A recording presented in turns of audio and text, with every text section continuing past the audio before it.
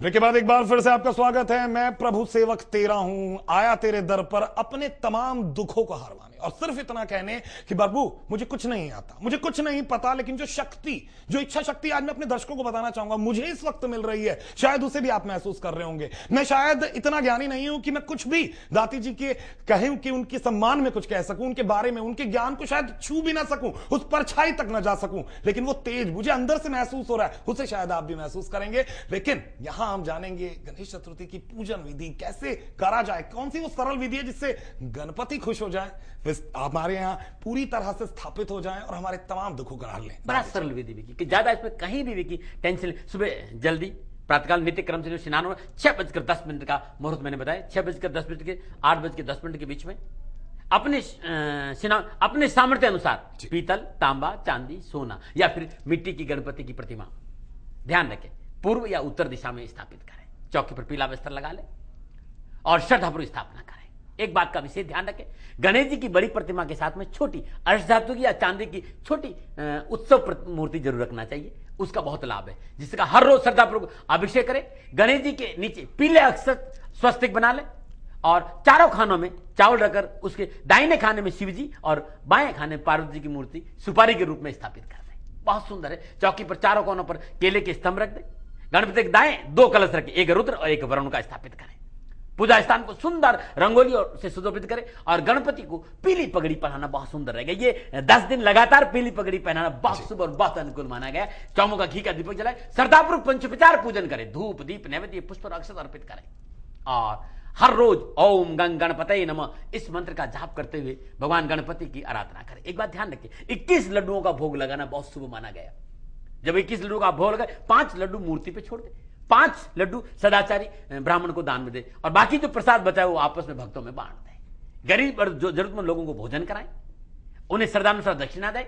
संध्या के समय पुनः श्रद्धापूर्वक गणेश जी की आरती करें। आरती के पश्चात आप स्वयं भोजन करें। एक बात ध्यान रखें, बहुत सुंदर है, हर रोज सुबह ना धोने के बाद इन 10 दिनों में दुर्वा 108 दुर्वा या श्रद्धानुसार ओम गंग गणपतये नमः इस मंत्र का जाप करते हुए चढ़ाने से ये 10 दिन आपके जीवन के अद्भुत रहेंगे। भगवान गणपति की दया से दारिद्र्य दूर होगा और जीवन में खुशियों का भंडार भरेगा। और हर रोज या कल गणेश चतुर्थी 12 के 12 राशियों के लोग कैसा पूजन करें ये भी मैं आपको बता दूंगा। बिल्कुल, और हम जानेंगे और तमाम लोग भी तैयार रहें, क्योंकि जो ज्ञान आपको मिलने वाला है उसके बाद आप गणपति की स्थापना करके अपनी तमाम चीजें जिस तरह से आप चाहते हो सकता है। लेकिन महाराज श्री, उससे पहले मेरे मन में एक प्रश्न उठा है।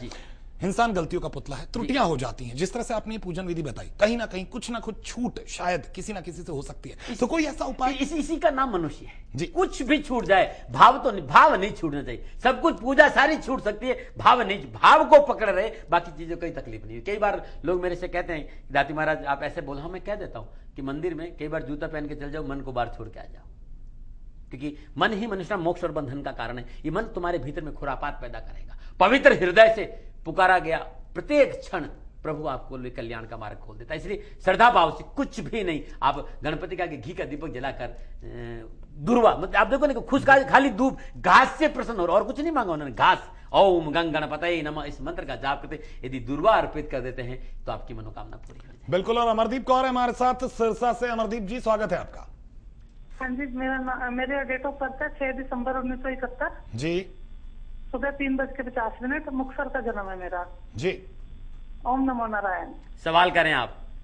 हाँ जी दादी महाराज जी, मैंने ये पूछना था कि मेरे पास पैसा आता तो बहुत है पर टिकता नहीं है, बरकत नहीं है, मतलब हमेशा पैसे की तंगी रहती है, सोच करना पड़ता है।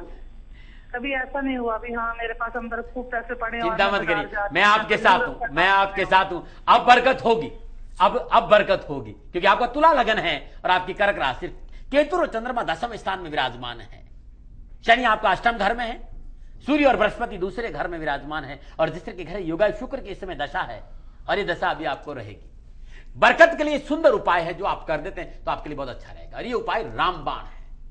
इस उपाय का करने से आपके कष्ट अवश्य कुछ नहीं करना। हर रोज नित्य कर्म से स्नान उपरांत सूर्य उदय से पूर्व अपने घर में चौमुखा घी का और तेल का दीपक जलाए।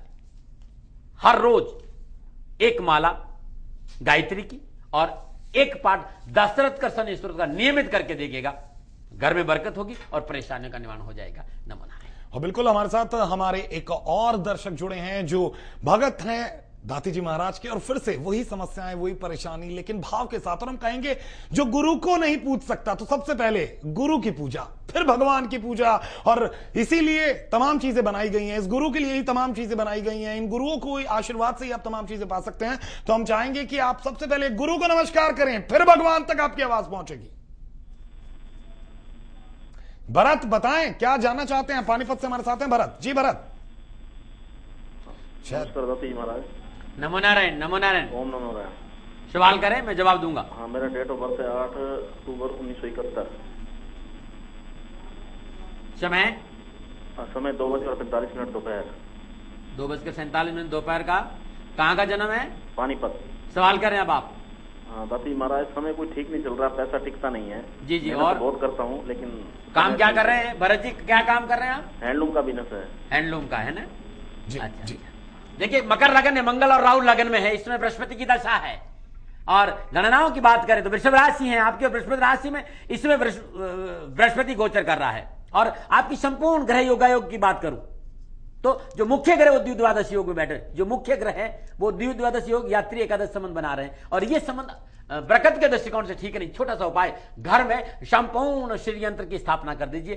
कल के दिन बहुत अद्भुत रहेगा। संपूर्ण श्री यंत्र की स्थापना करिए सुबह 6 बजे लेकर 8 बजे के बीच में, या रात्रि में, जो समय मैंने मुहूर्त बताया उस समय में आप संपूर्ण श्री यंत्र की हर रोज चौमों का घी का दीप बजे ओम श्रीम नमः, इस मंत्र की 5 माला सुबह और 5 माला शाम करिएगा, जरूर बरकत होगी। नमो नारायण। बिल्कुल। और दादी जी महाराज यहाँ एक छोटा सा ब्रेक लेते हैं, और ब्रेक के बाद हम वापस लौटेंगे तो बताएंगे 12 राशियों में चतुर्थी का महत्व, और किस तरह से 12 राशि के लोग क्या कुछ पा सकते हैं, और किस तरह से उन्हें तमाम चीजें करनी है, किस तरह से स्थापना करनी है गणपति जी की, और साथ साथ क्या कुछ उन्हें करना है और क्या कुछ उन्हें मिलने वाला है। लेकिन एक छोटे से ब्रेक के बाद दाती जी महाराज की कृपा जारी रहेगी।